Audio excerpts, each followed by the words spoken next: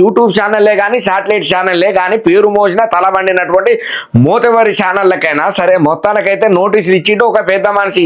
ఆ పెద్ద మనిషికి ఇక నోటీసులు ఇచ్చేంత తీరిక యాడికయ్యా గంత ఖాళీగా ఉన్నాడంటే బరాబర్ ఖాళీగానే ఉన్నాడు. పత్తతానికైతే పని పాట ఏం లేనట్టుగానే ఉన్నది. ఎందుకనంటే వాళ్ళ కొడుకు చేసిన ఘనకార్యం మీద వీళ్ళందరూ మరి న్యూస్ను కవరేజ్ చేసుకుంటూ అసలు ఏమైందని గట్టిగా క్వశ్చన్లు వేసి ప్రశ్నల పరంపరలో గురిపించినందుకు బాగా ఏడగాలిందో ఏమో తెలియదు కానీ పోలీస్ స్టేషన్లో పోయి కేసు పెట్టి అందరి మీద మా కొడుకును బనాయిస్తున్నారు, మా కొడుకు కేసులల్లో నా పేరు నిరికిస్తున్నారు అంటే 100% నీ పేరు నిరికిస్తారు. మరి పలానోడు ఎల్లిగాడ మల్లిగాడ ఎవడయ్యా అంటే వాని కొడుకు వీని కొడుకు సూర్యగాని కొడుకు నారిగాని కొడుకు మర్రిగాని కొడుకు అని అంటారు కదా. మరి అట్లనే మరి నీ కొడుకు చేసిన ఘనకార్యానికి మీ అయ్య ఎవరనంటే నీ పేరు తగిలిస్తారు. నీ కొడుకే కదా చేసిందని ఈ కొడుకు పేరు తగిలిస్తారు. గా మాత్రం దానికి నువ్వు బేషరత్ గారే పంచాయతీ అయిపోతుందిరా నాయన, మర్చిపోతున్నారు.